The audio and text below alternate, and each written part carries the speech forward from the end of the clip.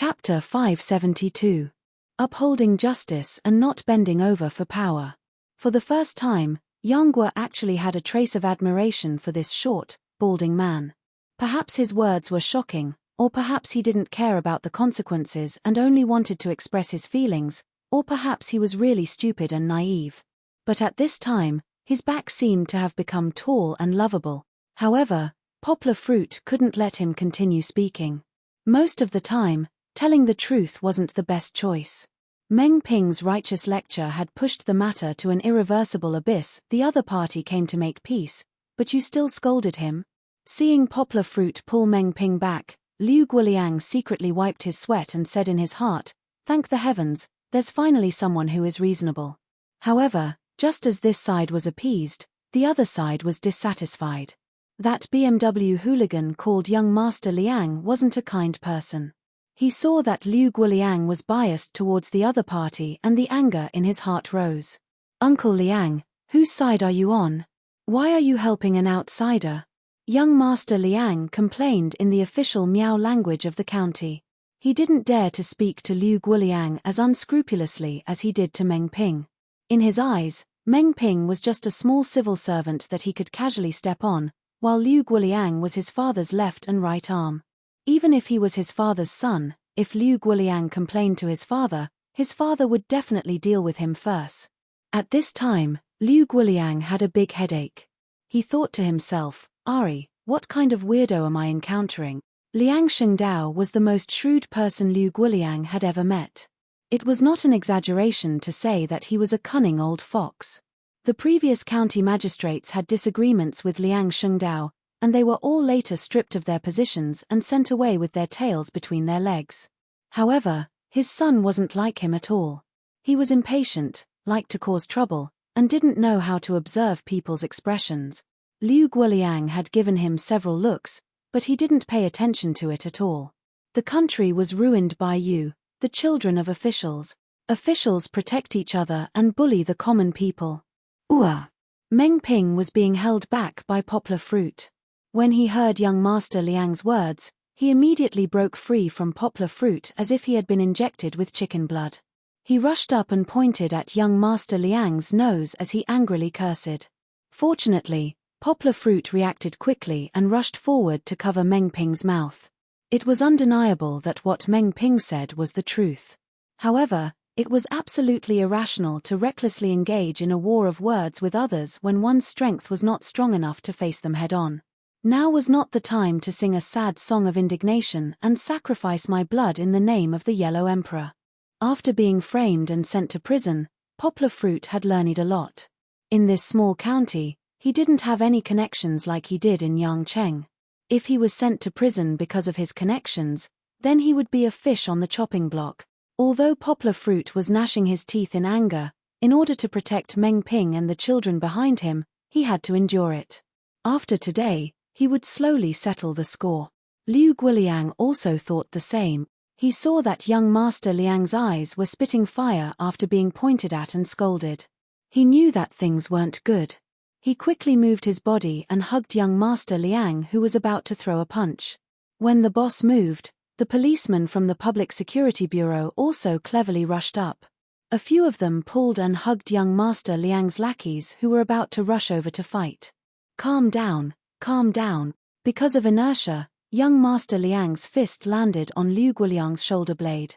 Liu Guoliang, who had been neglecting training for a long time, grimaced in pain. However, he didn't care about the pain as he hugged and pushed young Master Liang to the side. "Uncle Liang, why are you blocking me?" Young Master Liang was so angry that his face was distorted. He flew into a rage and roared, "Let go of me, I want to beat that grandson to death. He actually dared to scold me." Liang Huasheng. Liu Guoliang was finally angry. He lowered his voice and grabbed young Master Liang's shoulder. Liu Guoliang's frame was bigger than the short and thin young Master Liang. The way he grabbed young Master Liang was like an eagle grabbing a chick. Young Master Liang finally calmed down.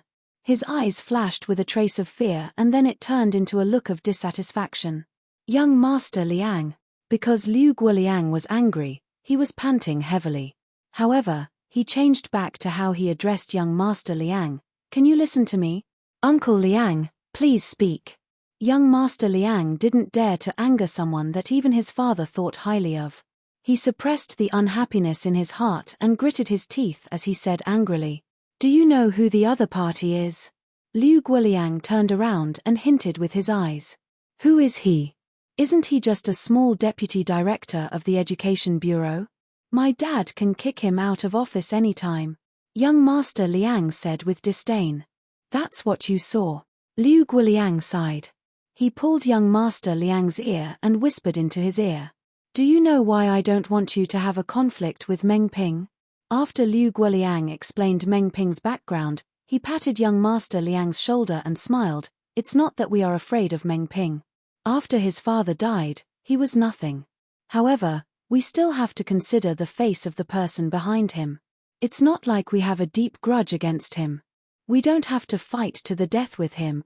Young Master Liang said unwillingly, "Are we just going to let it go like this? I don't like that bastard." "Of course I won't just let it go." Liu Guoliang smiled and said, "Although we can't kill him, we can still trip him up in the future. I don't believe that those trivial matters will disturb the great god behind him." Chimpage. Although revenge could be taken slowly, young Master Liang was still very unhappy. He gritted his teeth and looked at Meng Ping, who deserved a beating. Then, he pointed at Poplar Fruit and asked, "What about those people? Other than that Land Rover guy, Uncle Liang, you can't do anything to those bumpkins?" "I really can't do anything." Liu Guoliang thought of the terrifying old Meow Man and felt a headache coming on. He smiled bitterly and told young Master Liang about Xiong Kahu and the glorious deeds of the Xiong family.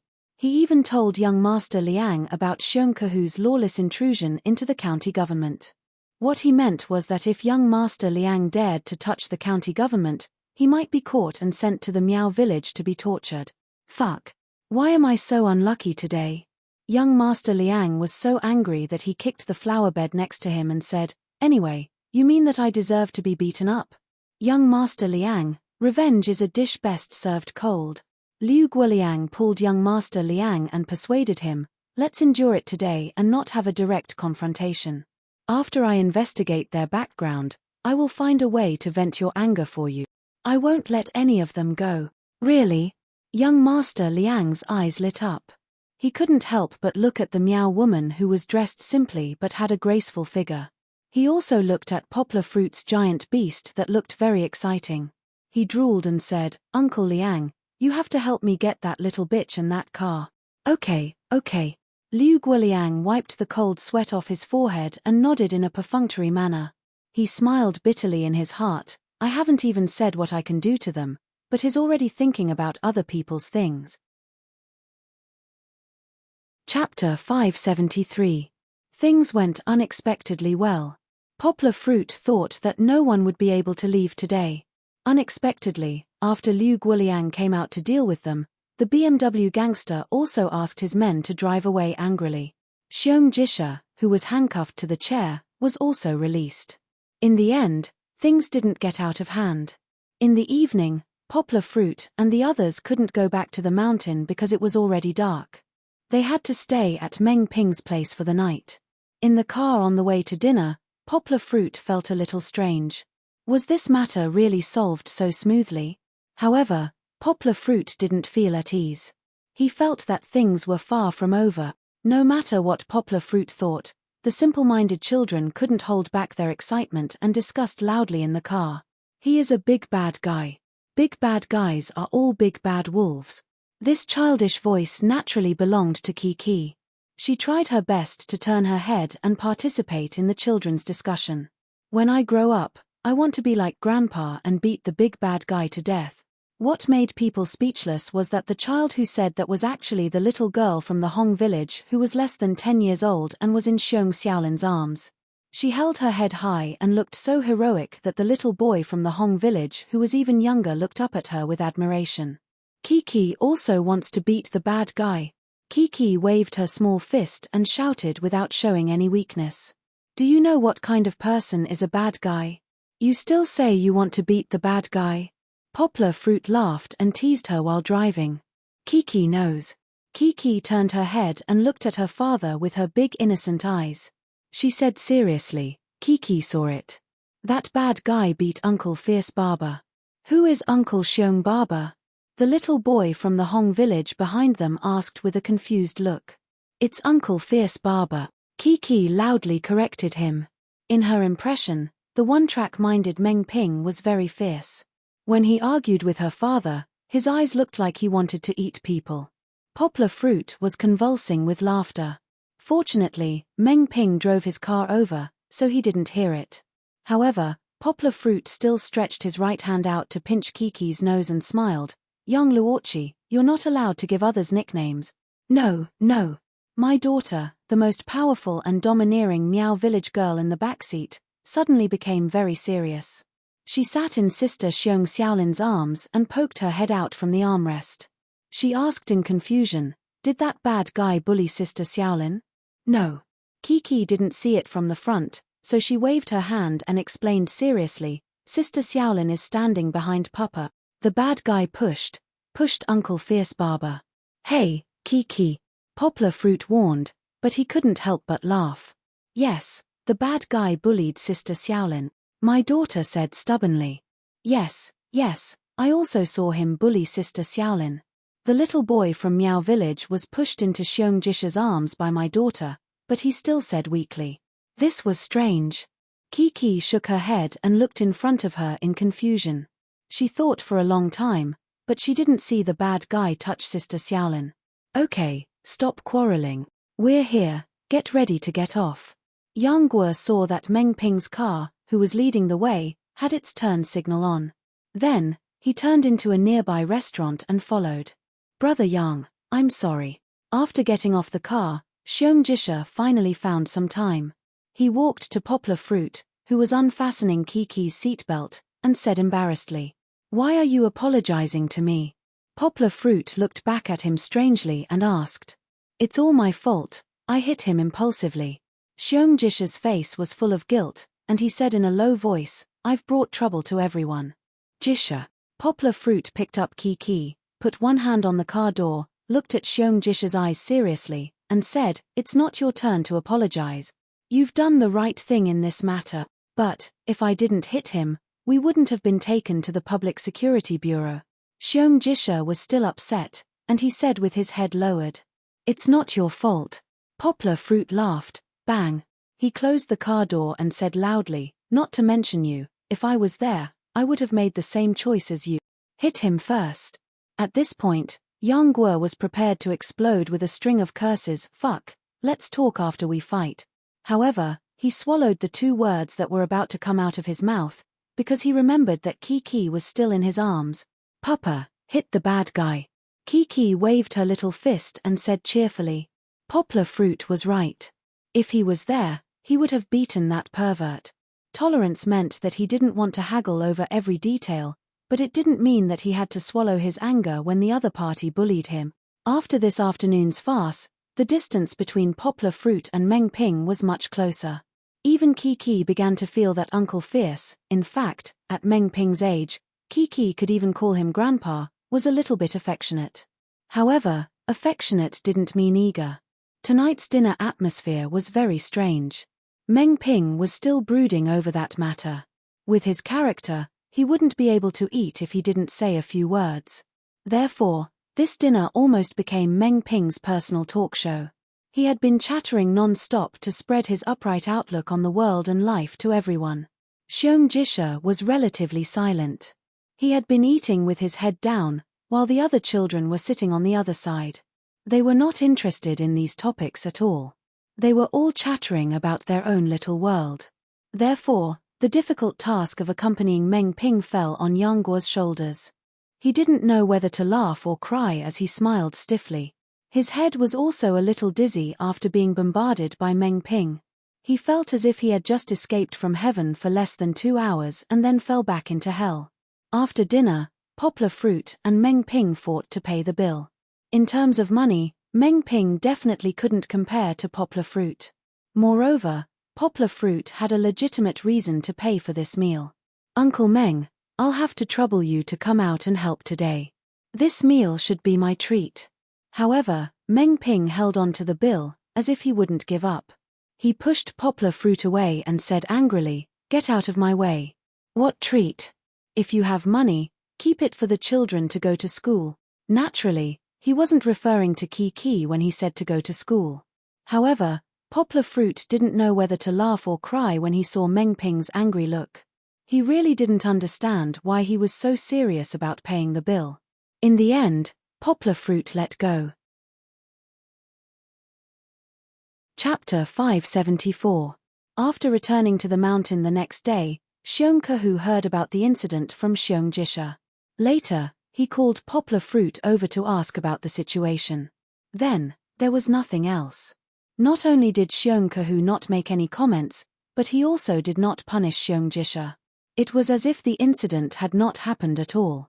However, it was said that after the old man went back, he set up a whetstone and took the Miaodao in his house and rubbed it one by one.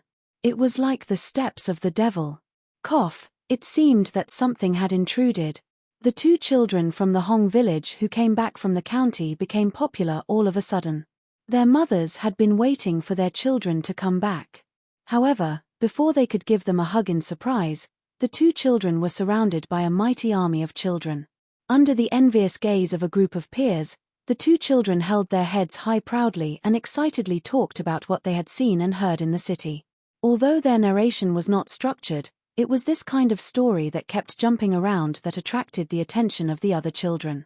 Big cars, LED displays that were bigger than their stilt house, and fragrant snacks on the street. These were just common things in Poplar Fruit's eyes. However, after the two children talked about them one after another, they built a wonderful world in the minds of the children from the Hong village, which was not inferior to the Candy City. When Poplar Fruit continued to tell stories and teach the children, their enthusiasm in answering questions surprised Poplar Fruit. However, these were the effects of the follow-up, so they would not be repeated here. After returning to the mountain, Poplar Fruit's life returned to peace again. He enjoyed the joy of being a teacher in the army of children, and quietly prepared and waited at the edge of the mortal world. Now, he was waiting for Zheng Yujie's batch of equipment and the technical director of Poplar Fruit, Fat Dragon, to come. However, in the world outside the mountain, the undercurrents continued to surge. Duan Xueqing's side was relatively peaceful for the time being. She still lived in her own world, reading books, studying, and being a quiet beauty. The only change was that there was one more person in her world, a man who would only occasionally appear in the morning to drink tea and sit quietly with her. Liang Huisheng, the BMW gangster, had lost his face in the Public Security Bureau. After returning, he did not let it go at all. With his narrow-mindedness, he called Liu Guoliang early the next morning and urged the County Public Security Bureau director to help him vent his anger. Liu Guoliang, who originally thought that he could fool him, had no choice but to ask his men to investigate Poplar Fruit.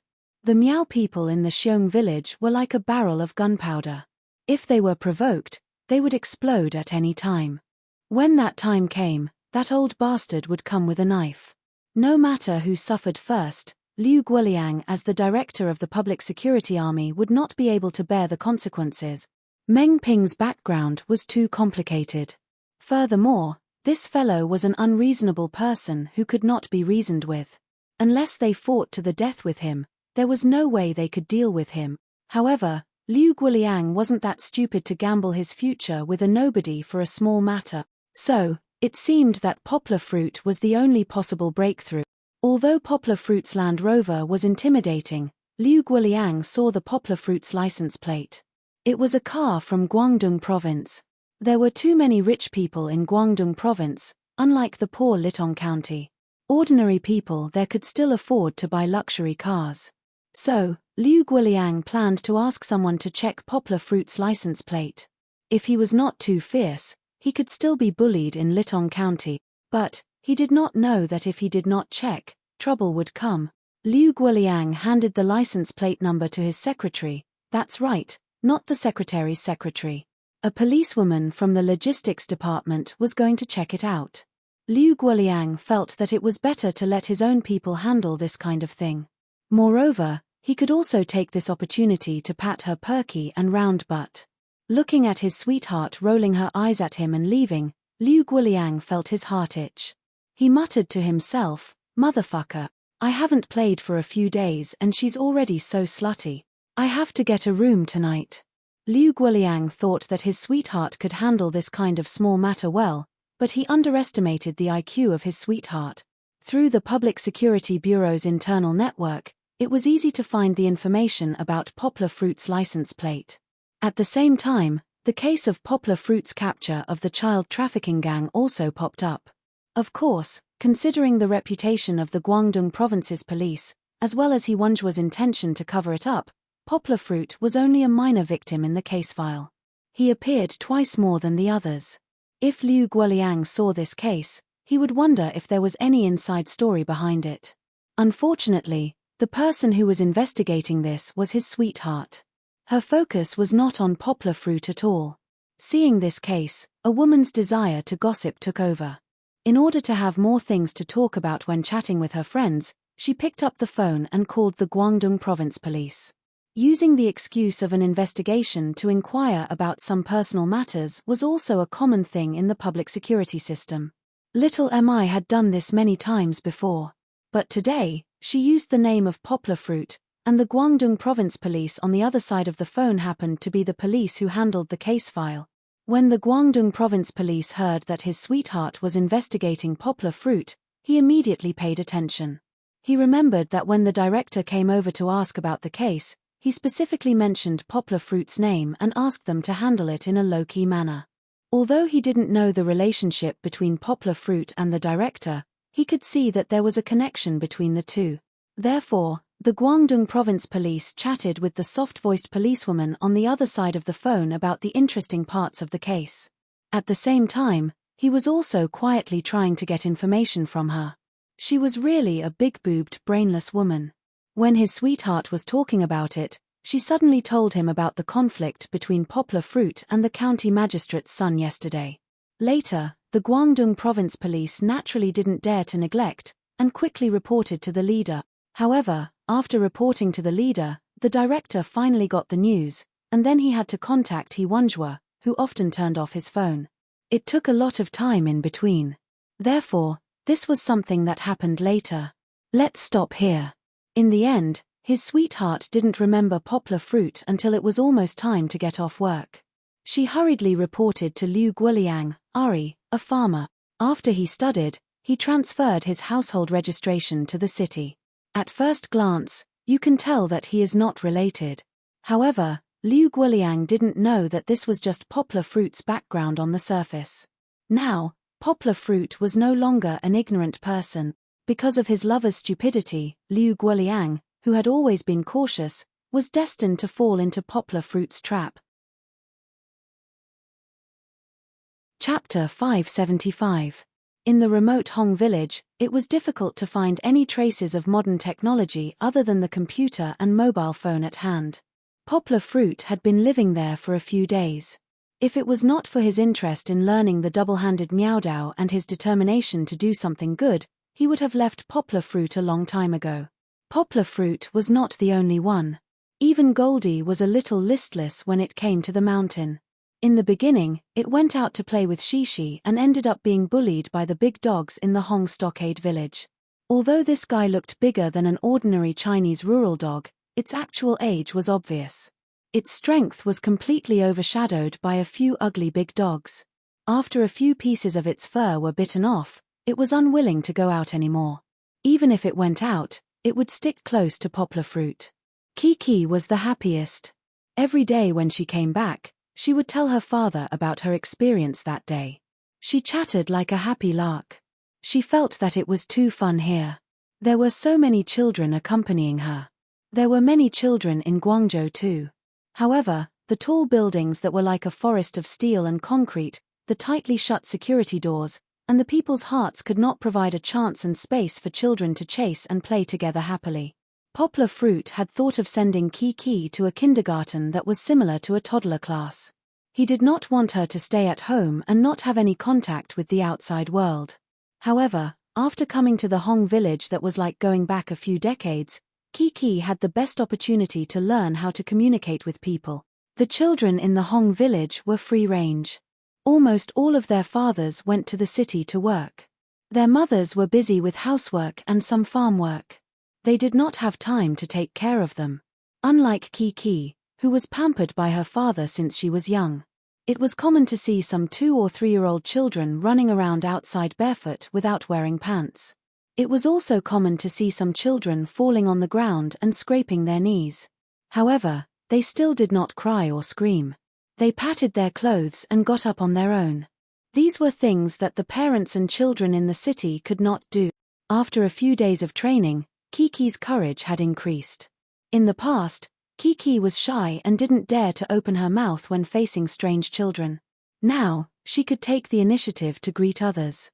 Not only that, today, Poplar Fruit was drinking meow tea with Xiong Jiwoo in the lobby while talking about Xiong Xiaolin going to the junior high school in the county next semester. Then, he saw Kiki running in, and behind her were 2 children who were less than 5 years old. Papa, 5th uncle. Seeing Poplar Fruit and the others sitting in the hall, Kiki obediently bowed and greeted them. This was Poplar Fruit's request. Kiki was growing up, and Poplar Fruit felt that it was time to teach her some etiquette. She couldn't sneak out to play without saying a word like last time. "Why are your pants so dirty?" Poplar Fruit waved his daughter over and asked while rubbing her little head with a smile. Then, he helped her tie her double ponytails again. "Dirty?" Kiki looked down nervously and saw some mud splashed on the legs of her small jeans. The little girl was so cute that she cried out and squatted down to wipe it with her chubby little hands, but she couldn't wipe it off. Okay, go play. Papa will help you wash it at night." Poplar Fruit smiled and patted her little butt. Kiki came back with her friends to play. Poplar Fruit knew what she was going to do. She was going to show off her toys. Poplar Fruit put a few of Kiki's toys in the suitcase because he was worried that she would be bored on the mountain. As a result, she didn't touch those toys after she went up the mountain. There were too many new things in the Hong village that her eyes couldn't take in. However, to the children in the mountains, Chichi's toys were mystical items that they longed for but could not see. It was as if they were really magical. There were toy cars that could sing, unicorn dolls that could glow, and so on. They were simply too fascinating. Yesterday, Poplar Fruit found that Kiki had traded one of her toys. It wasn't really a trade. Kiki gave it to a child. Then, the child ran home and brought a small hat made of flowers and rattan for Kiki. In terms of value, Poplar Fruit spent 500 yuan to buy the toy. It was a loss to exchange it for a small hat. However, Poplar Fruit didn't blame Kiki. Instead, he praised her for being kind and knowing how to share. Sometimes, money couldn't buy happiness. How could it not be worth exchanging a toy for 500 yuan for a beautiful hat that made Kiki happy for several days? After chatting with Xiong Jiwoo for a while, Poplar Fruit found that the little guys didn't move. He was still a little worried, so he got up and went upstairs to take a look. Just as he went up the stairs, before he reached the window of his room, Poplar Fruit heard Wang Dachui's classic dialogue, "I never thought that I would still."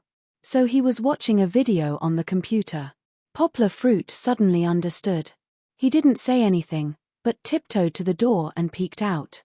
3 pairs of feet came into view. One pair was white and tender, which obviously belonged to Kiki. On both sides of her, there was a pair of slightly dark feet. These little fellows actually ran to the bed to play. Poplar Fruit had a headache because the little guy's feet were dirty. Except for Kiki, the other children didn't wear shoes, so the mud stuck to the soles of their feet fell on the bed. "It's okay. It's a wooden bed. I'll wipe it later." Poplar Fruit had to comfort himself. "Kiki, what are they talking about?" Although the wonderful performance of Baiku and the others on the computer made the little guys laugh, for the children of Hong Village who were less than 5 years old, Mandarin was still a little difficult to understand. It was as if they were watching a mime show. They laughed and laughed, but still asked Kiki to translate. To Poplar Fruit's surprise, Kiki acted as a translator. Of course, the level of the little translator was not good enough. She couldn't keep up with the rhythm of Baiku's words in the video. She often missed 3 or 4 sentences when she translated a sentence. "Aya, stop making noise," Kiki called out in a childish voice. "I'm going to appear." Hearing what she said, the little friends quieted down. They stared with their eyes wide open, as if they were going to gouge out the eyes of the character in the computer. Poplar Fruit grinned. He now understood that the main purpose of Kiki letting the little friends watch the video was to let them see her appear on screen. Look, look. Kiki suddenly pointed at the computer and shouted happily. However, the time that Kiki appeared in the video was too short. There were only 2 or 3 seconds left after the editing. Before they could watch it, the image flashed by. Rewind, rewind. Kiki wiggled her little butt as she got up. She sat in front of the computer and pressed the left rewind button to rewind the video. This time, everyone could see clearly that Chichi's appearance with her 2 spiky hairpins and the universe bracelet was just too adorable. Although he had seen it countless times, Poplar Fruit could not help but move closer. Feeling that there was someone behind her, Kiki subconsciously turned her head to look. Woo! Kiki cried out shyly as she was showing off that she was discovered. She jumped from the bed into her father's arms and dove into his arms like an ostrich. Chapter 576. Phew, phew. It's not easy. Poplar Fruit gently put down the somewhat exaggerated meowdow in his hand, patted some of the wood shavings scattered on the ground, shook his head and sighed. Finally, it was a success. Looking at the wood carving in his hand, although it was only a semi-finished product, and there were still some slightly prickly wood stubble at the corners, it did not prevent Poplar Fruit from appreciating it with an artistic eye. It was really not easy. Poplar Fruit did not know that he had spent so much effort to successfully carve a seemingly simple wood carving. If he counted, it took Poplar Fruit 6 days. Yesterday, Poplar Fruit was so anxious that he stayed up until midnight. How could he not be anxious? It was Zheng Yujie's birthday in 2 or 3 days. Poplar Fruit had to send it to Zheng Yujie today, or she would not receive it on her birthday. He had to polish it quickly. Poplar Fruit took out 2 pieces of sandpaper, one thick and one thin, and sat back on the small stool, rubbing his masterpiece against the slightly slanting morning sun. At this time, Kiki ran back to ask her father for water. The little girl held the milk bottle and drank water, and then her eyes were still looking at the movements of her father's hands. This made Poplar Fruit's hands, which were constantly rubbing, shake. He thought to himself, oh no, Kiki won't take a fancy to it again, will she?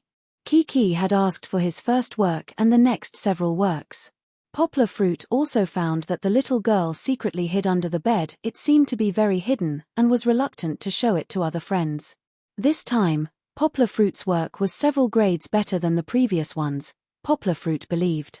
If Kiki took a fancy to it and stuck to it like a sticky candy, Poplar Fruit would not be able to snatch it from Kiki's hand. What about Zhang Yujie's birthday present? Papa. Kiki's clear and melodious voice sounded sweetly. Poplar Fruit could guess what she was going to say. Is it for Kiki? It's so cute. No, it's not for Kiki. Poplar Fruit quickly denied. Why? Why not for Kiki? Kiki looked up at her father pitifully, and her big watery eyes seemed to be able to speak. Did Kiki do something wrong? This is for your Aunt Zhang Yujie's gift. You've already taken several. Can you give one to Aunt Zhang Yujie? Poplar Fruit forced himself to persuade her. He had to be very careful with his words, otherwise Kiki would cry in front of him. Kiki pouted. She seemed to be struggling in her heart. After a while, under her father's perturbed expression, she finally nodded and said regretfully, well, I'll give this to Aunt. Really? Poplar Fruit himself could not believe his ears. It was not until he saw Kiki's affirmative eyes that Poplar Fruit was sure that Kiki was reluctantly willing to part with her treasure. Although she was very reluctant, Kiki still gave up the wood carving. There were many reasons for this. For example, Kiki did have a lot of collections. However, the most important reason was that Zhang Yujie still had a high position in her heart. That auntie who had bought her a lot of toys that she liked, Chichi would not snatch her present. Kiki, who was drinking water at the side, leaned her soft little body into her father's arms. While watching her father polish the wood carving, she asked curiously, Papa, is Aunt coming? No, she's in the capital. Why would she come? Later, Papa will go down the mountain and send it to her. Poplar Fruit answered casually. Speak of the devil. Poplar Fruit's mobile phone on the chair to the side suddenly rang. Poplar Fruit's Thumbelina, Kiki, immediately ran over happily to help her father get it. It was Zhang Yujie calling. Poplar Fruit. The delivery driver has arrived at the foot of the mountain. Hurry up and pick him up. As soon as the call was connected, Zhang Yujie's happy voice came from the receiver. He's here. Why didn't he call me directly? Poplar Fruit felt that it was troublesome to transfer to Zhang Yujie in the capital, and it could easily lead to communication misunderstandings. Oh, it doesn't matter. The driver found the convenience store according to the location map you gave him, so you can come down and pick him up directly, Zhang Yujie said with a smile. Poplar Fruit could hear some noise on her side. It seemed that she was on the street. Are you shopping? Poplar Fruit asked casually, and then said, Okay, I understand. I'll go down the mountain now. Ask the driver to wait for an hour. I'll be there soon. After putting down the phone, Kiki, who was next to him, became excited. She grabbed her father's arm and asked, Is Aunt coming? Kiki misses Aunt so much. However, Kiki was destined to be disappointed. Poplar Fruit rubbed Kiki's little head and said, Aunt didn't come. She just asked someone to send some things to Dad. Aunt is very busy now. She's still in the capital. However, Kiki still didn't believe it. Under her insistence, Poplar Fruit had to take her down the mountain. Because they had to move things, Poplar Fruit ran to Xiongkahu and asked a few young men in the village to go down the mountain with him. Jisha. Poplar Fruit held Kiki in his arms and carried a small school bag, which contained the almost polished wood carving. While walking on the mountain road, he said to Jisha, You and the others move the computer and other things up the mountain first. I have to drive to the city to mail something. After getting along with each other for a period of time, Poplar Fruit was very assured of the honest Jisha. Because he had to mail something, he couldn't go back to the mountain directly, so he planned to let Jisha take full responsibility. I'm afraid that we don't know anything and will break the computer. Jisha suddenly became nervous. He had seen Yangguo's MacBook. That exquisite high-tech product looked expensive no matter how he looked at it. It's okay. Be careful. Don't drop it. Poplar Fruit comforted him. After you take it back, put it in the school first. I'll deal with it when I come back in the afternoon. Okay. As if he had taken on a more difficult task than blowing up a fort, Jisha's whole face was tense. He clenched his fists and trembled slightly. Don't be nervous. Poplar Fruit smiled and patted him on the shoulder. It's not very expensive goods. Don't put too much pressure on yourself. Along the way, Poplar Fruit comforted Jisha several times. Only then did he relax a little. Anyway, Poplar Fruit and the others talked, and more than an hour of mountain road was over in the blink of an eye. After turning a bend in the mountain road, they could see the snack shop at the foot of the mountain. From afar, Poplar Fruit glanced at a woman standing beside a van. She was graceful and valiant. Her long hair fluttered in the mountain wind. For a moment, she attracted the attention of many men. Chapter 577. He slammed on the brakes, and the young men of Xiong village behind him almost crashed into each other. However, Poplar Fruit didn't pay attention to the people behind him who were in a mess. He was already in a mess in the wind. Papa, you're lying. Auntie is here. Kiki's eyesight was as good as her father's. She also saw the woman standing outside and talking on the phone from a distance. She looked familiar. Wasn't she Zhang Yujie? Kiki's high-pitched scream wasn't scattered by the mountain wind. Instead, it followed the path of the wind and clearly entered the ears of Zhang Yujie, who was 180 meters away. Zhang Yujie had been hiding it and wanted to give Poplar Fruit a surprise. However, she had only come out to answer a phone call for more than an hour, and she had even bumped into Poplar Fruit. When she heard Kiki's voice, she turned around and stomped her feet regretfully. However, her psychological endurance was very strong. Seeing that there was no need to hide it anymore, Zhang Yujie walked to Poplar Fruit openly.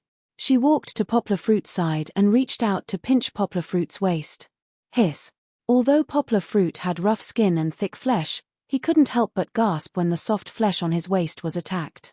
He didn't know whether to laugh or cry and said, "Long time no see. We just met, and you gave me such a big gift." Zheng Yujie stared at Poplar Fruit without showing any weakness and said in a very dissatisfied tone, "Who told you to make such an expression?" Zheng Yujie exaggerated the look of shock on Poplar Fruit's face just now, and then continued to blame, "Long time no see, is this how you are? Do you dislike me so much?" "It was really an unexpected disaster," Poplar Fruit said with a wry smile. "When did I dislike you? That was a surprise, okay? I didn't expect that you would actually come. But you shouldn't be so scared that you can't speak." Because there was someone behind them that she didn't know, Zheng Yujie lowered her voice and whispered in Poplar Fruit's ear, "Don't tell me that you found a mistress in this barren mountain. Are you worried that I will find out?" With that, Zheng Yujie giggled and put her hand on Poplar Fruit's shoulder. She didn't really think so. It was just a joke. Of course, if they weren't so close, Poplar Fruit and Zheng Yujie, they wouldn't make such a joke. Nonsense. Poplar Fruit looked at Zheng Yujie and scolded with a smile. Poplar Fruit didn't expect that Zheng Yujie would come over herself. He was actually quite embarrassed because he understood Zheng Yujie's feelings very well. Unfortunately, he already had someone in his heart, and they could only be friends. However, if Zheng Yujie suddenly came to Miao Village, it was very likely that their relationship would be dragged into ambiguity again. This was something that Poplar Fruit was very conflicted about. However, since she was here, Poplar Fruit wouldn't drive Zheng Yujie away. He could only secretly remind himself to keep a distance. However, Poplar Fruit didn't think that this distance could be maintained just because he wanted to. It was a good thing that Zheng Yujie came over. Poplar Fruit didn't have to go to the county to send her a gift. Therefore, Poplar Fruit deliberately hid his small school bag, and then carried the computer with the young men of Xiong Village who came with him. However, Poplar Fruit didn't expect that there was a little spy beside him. Walking on the mountain road, Kiki was held by Zheng Yujie. She talked with the aunt about some interesting things that happened on the mountain. Then, like a little general who had made a meritorious service, she put her arms around Zheng Yujie's neck and said proudly, "Papa prepared a gift for you.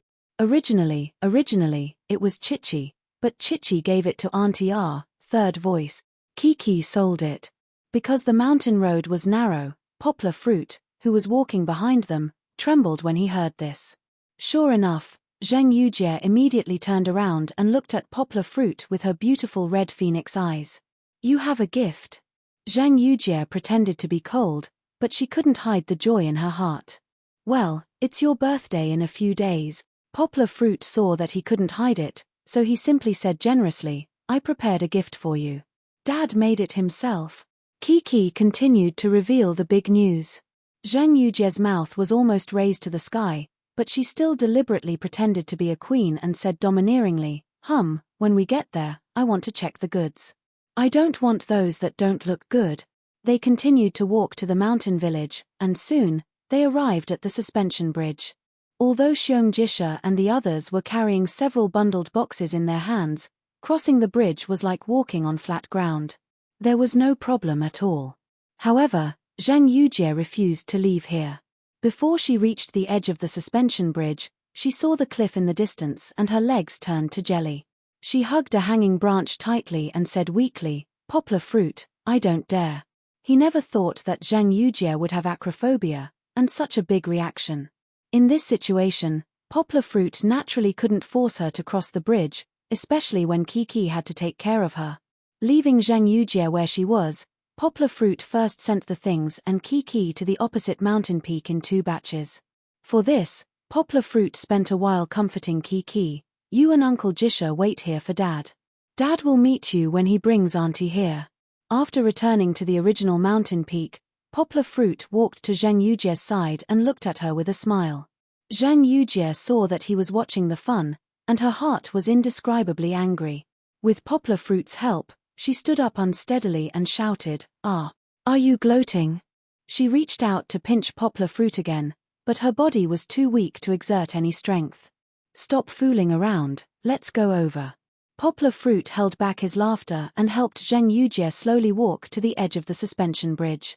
"Hey, wait a minute. Before they set foot on the suspension bridge, Poplar Fruit's arm was tightly hugged.